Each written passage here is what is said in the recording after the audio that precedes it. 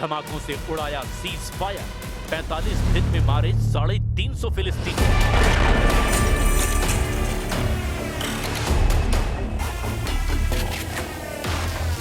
अक्टूबर 2025 को हमास और इजराइल के बीच सीज फायर हुआ था, लेकिन किसी को अंदाजा नहीं था कि राष्ट्रपति ट्रंप के तमाम दावों और पहल के बाद गाजा में 2 साल के बाद जो सीज फायर हुआ था उसकी इतनी जल्दी धज्जियां उड़ा दी जाएंगी। इस वक्त गाजा में हमास और इजराइल के बीच एक बार फिर से बेहद बड़े खूनी हमले होने शुरू हो चुके हैं। इजराइल ने पिछले 24 घंटे में गाजा के एक बहुत बड़े इलाके में इतने जबरदस्त हवाई हमले किए हैं कि इसमें कम से कम 28 से ज्यादा फिलिस्तीनी मारे जा चुके हैं। हैरानी की बात तो ये है कि 10 अक्टूबर 2025 को सीज फायर के बाद से 350 से ज्यादा फिलिस्तीनी गाजा पट्टी में मारे जा चुके हैं। हम आपको दिखाने जा रहे हैं कि कैसे हमास ने ऐलान कर दिया है कि उसने सीज फायर के बाद से गाजा पट्टी में फिर से 47% इलाके पर कब्जा कर लिया है। हम आपको दिखाने जा रहे हैं कि कैसे इजरायली सेना को गाजा में हमास की एक ऐसी सुरंग मिली है जिसमें 80 कमरे हैं और वहां पर इजरायली सैनिक का शव तक मिला है। तो चलिए शुरू करते हैं इजराइल के उस भयानक हमले से जिसने अमेरिका और अरब देशों के होश उड़ा कर रख दिए हैं कि आखिर सीज फायर के बावजूद इजराइल ने इतने भीषण हवाई हमले गाजा पट्टी में फिर से शुरू क्यों कर दिए। सीरियल धमाकों से दहला गाजा, मारे गए दर्जनों फिलिस्तीनी।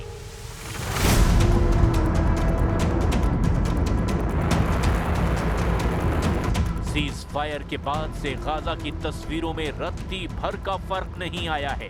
हैरान करने वाली बात तो ये है कि जहां हमास गाजा के कई इलाकों में इजरायली सेना पर पलटवार कर रहा है, तो वहीं दूसरी तरफ इजरायली सेना चुन चुनकर हमास के ठिकानों और सुरंगों को तबाह करने में जुटी है। इजरायली सेना सबसे ज्यादा हमलों में अपने फाइटर जेट, मिसाइलों और आत्मघाती ड्रोन का इस्तेमाल कर रही है।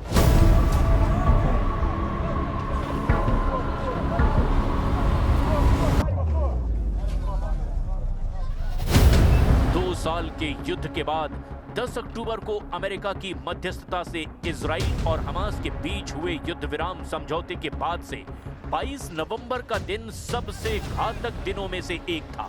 कार पर हमले के कुछ देर बाद इजराइल ने देर अल बलाह शहर और नुसरत कैंप में 2 घरों पर 2 अलग अलग हवाई हमले किए, जिसमें 28 से ज्यादा लोग मारे गए। इजराइल ने पश्चिमी गाजा में एक घर पर हमला करके 5 फिलिस्तीनियों को मार डाला। प्रधानमंत्री बेन्यामिन नेतन्याहू के ऑफिस के मुताबिक इन हमलों में हमास के 5 लड़ाके ढेर हुए हैं। इजराइल की तरफ से ये हमले ऐसे वक्त में हुए जब गाजा को लेकर अंतर्राष्ट्रीय स्तर पर तेजी से दबाव और पहल बढ़ाई जा रही है। संयुक्त राष्ट्र सुरक्षा परिषद ने 17 नवंबर को अमेरिका के उस प्लान को मंजूरी दे दी है जिसका मकसद गाजा क्षेत्र में सुरक्षा सुनिश्चित करना है, साथ ही साथ वहां की एडमिनिस्ट्रेशन को भी सुधारना है। लेकिन गाजा में हालात वैसे ही हैं जैसे सीज फायर से पहले थे। 45 दिनों में 500 बार तोड़ा युद्ध विराम, हमास का 47% इलाके पर कब्जा। तबाह गाजा की तस्वीरें साबित कर रही है कि पूरा गाजा एक तरह से कब्रिस्तान बन चुका है। एक एक रोटी और पानी के लिए तरसते हजारों फिलिस्तीनियों को 2 साल की जंग में एहसास हो चुका है कि अब उनका मुकद्दर अमेरिका और इजराइल के रहमो करम पर ही है। गाजा में 80% इमारतें तबाह हो चुकी हैं, लेकिन उसके बावजूद हमास के तेवर जरा भी ढीले नहीं पड़े हैं। हमास इजराइल के बीच हुए सीज फायर में कुछ शर्तें ऐसी हैं जिन्हें मानने से हमास ने साफ इनकार कर दिया है। हमास ने एक तरह से ट्रंप और नेतन्याहू को खुला चैलेंज दिया है कि हमास किसी भी कीमत पर हथियार नहीं डालेगा। इधर इजराइल ने 10 अक्टूबर 2025 को सीज फायर के बाद से गाजा में इतने भीषण हमले किए हैं, जिसके बाद से यही सवाल खड़े हो रहे हैं कि गाजा में हुआ सीज फायर तोड़ने का असली गुनहगार आखिर कौन है। जरा इन खबरों और आंकड़ों को देखिए जिससे साफ पता चलेगा कि गाजा में सीज फायर के बाद फिर से भीषण जंग शुरू हो चुकी है।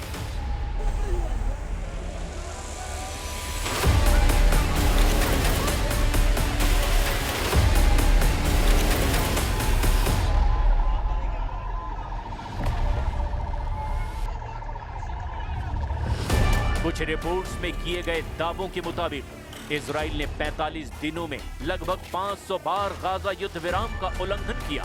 गाजा में सैकड़ों लोगों की जान चली गई। गाजा सरकार के मीडिया कार्यालय का दावा है कि इजरायली सेना युद्ध विराम तोड़कर गाजा में फिलिस्तीनियों का नरसंहार कर रही है। सीज फायर के बाद से इजरायली हमलों की वजह से अकेले गाजा में 350 के करीब फिलिस्तीनी मारे जा चुके हैं। दूसरी तरफ इजरायली सेना के अंतर्राष्ट्रीय प्रवक्ता कर्नल नदाव शोशानी के मुताबिक हमास सीज फायर समझौते के हिसाब से हथियार छोड़ने के लिए तैयार है, लेकिन असल में हमास हथियार नहीं छोड़ रहा है, वो अपना नियंत्रण फिर से बढ़ा रहा है। कर्नल शोशानी गाजा में आईडीएफ के 252वें डिवीजन के बेस पर विदेशी संवाददाताओं से बात कर रहे थे। उनके दावों के मुताबिक गाजा पट्टी के 47% हिस्से पर हमास का कब्जा है, जबकि 53% पर इजराइल का नियंत्रण है। ये दावा इसीलिए चौंकाता है क्योंकि इजराइल ने दावा किया था कि उसने 90% से ज्यादा हमास लड़ाकों का सफाया कर दिया है। ऐसे में बचे हुए 10% हमास लड़ाके गाजा के 47% इलाके पर कब्जा आखिर कैसे कर सकते हैं?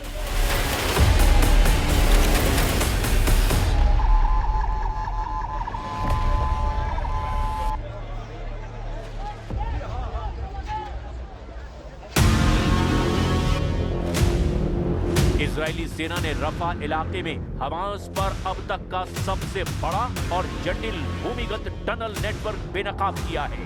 हमास की ये सुरंग 7 किलोमीटर से ज्यादा लंबी है, जो लगभग 25 मीटर गहराई में बनाई गई है। इस सुरंग में 80 से ज्यादा छिपने की जगह हैं, जिन्हें हमास की सुरंग के 80 कमरे कहा जा रहा है। यही वो सुरंग है जिसमें 2014 के युद्ध के दौरान अपहरण करके लाए गए इजरायली अधिकारी लेफ्टिनेंट हैदर गोल्डिन को रखा गया था। आईडीएफ के मुताबिक ये टनल रफा के घनी आबादी वाले इलाके के ठीक नीचे से गुजरती है। इसी सुरंग में 2014 के युद्ध के दौरान अपहरण करके लाए गए इजरायली अधिकारी लेफ्टिनेंट हैदर गोल्डिन को मार दिया गया था, जिसके अवशेष अब मिले थे। हमास के वरिष्ठ कमांडर इस टनल का इस्तेमाल हथियारों का भंडारण करने, हमलों की योजना बनाने और लंबे समय तक छिपने के लिए करते थे। इजरायली सेना ने टनल के अंदर से भारी मात्रा में हथियार, विस्फोटक और हमास के दस्तावेज भी बरामद किए हैं। इजरायली सेना के दावों के मुताबिक हमास की ये सुरंग रफा की घनी आबादी के नीचे से निकलते हुए संयुक्त राष्ट्र फिलिस्तीनी शरणार्थी एजेंसी के परिसर, मस्जिदों, क्लिनिकों और किंडरगार्टन के नीचे से गुजरती है। दावों के मुताबिक सुरंग 7 किलोमीटर लंबी, 25 मीटर गहरी और 80 कमरों वाली है। हमास का खुला ऐलान, ना हथियार डालेंगे, ना गाजा से भागेंगे। गाजा पर काबिज हमास ने अमेरिकी राष्ट्रपति डोनाल्ड ट्रंप को बड़ा झटका दिया है। हमास लड़ाकों ने दो टूक कहा है कि ना तो वो हथियार छोड़ेंगे और ना ही गाजा। हमास नेताओं ने कहा कि वो गाजा पर एक बार फिर से कब्जा करने जा रहे हैं। हालांकि ट्रंप ने मिस्र में जिस शांति समझौते को कराने का ढोल पीटा था, उसमें प्रमुख शर्त हमास के निरस्त्रीकरण और गाजा में एक नई सरकार के गठन का था, जिसका हिस्सा ये आतंकी समूह नहीं होगा। ऐसे में अब ट्रंप के गाजा शांति समझौते के टिकने पर ही सवाल उठने लगे हैं।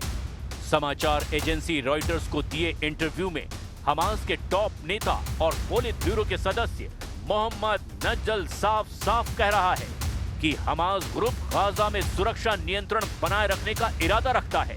उन्होंने ये भी कहा कि हमास हथियार नहीं डालेगा। I cannot answer with a yes or no.